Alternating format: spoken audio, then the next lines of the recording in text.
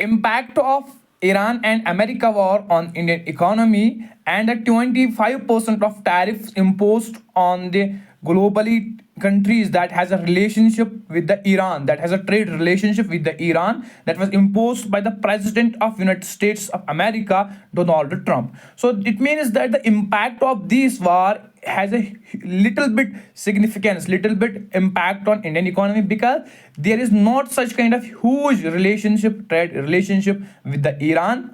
India की उतनी relationship, trade की रिलेशनशिप इंडिया ईरान के साथ हाई नहीं, around 1.6 billion year, that is 0. Less than 0.2% globally जो रिलेशनशिप है इंडिया की ईरान के साथ, उससे भी 0.2% ग्लोबली से कम है. तो इट मीन्स दैट कि इंडिया और ईरान की जो ट्रेड रिलेशनशिप है वो बहुत कम है. तो इससे पता चलता है कि उतना सा ज़्यादा इम्पैक्ट इंडिया की इकोनॉमी पे ज़्यादा नहीं है. लाइक जो ईरान के अंदर अभी जो इकोनॉमिक एंगर थी, that turns into political anger, like food shortage, downfall of currency, right spread of poverty.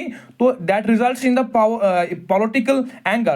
We are not concerned with that, but means that कि इकोनॉमी पे इम्पैक्ट, हमारी इकोनॉमी पे कितना इम्पैक्ट आएगा.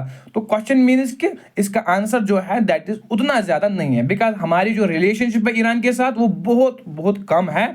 और उससे भी क्या होगा कि अब जो क्रूड ऑयल है हमारा, जो बैकबोन ऑफ इकोनॉमी कंसिडर किया जाता है, वो मिडल ईस्ट कंट्रीज से हम इंपोर्ट करते हैं. तो इट मीन्स कि जो वार पुशेस हैं, वार रिस्क्स हैं, वो पुश करेंगे प्राइसेस, जो इंपोर्ट प्राइसेस होगी, जो बेसिकली द क्रूड ऑयल, उससे क्या हो गई, फूड शॉर्टेज, इन्फ्लेशन. ऐसी बात है कि जब इंपोर्ट्स इंक्रीज हो जाएंगे, उनका प्राइसेस इन्फ्लेशन हो जाएगी. We have studied that. तो उसके बाद क्या होगा, फूड शॉर्टेज हो जाएगी.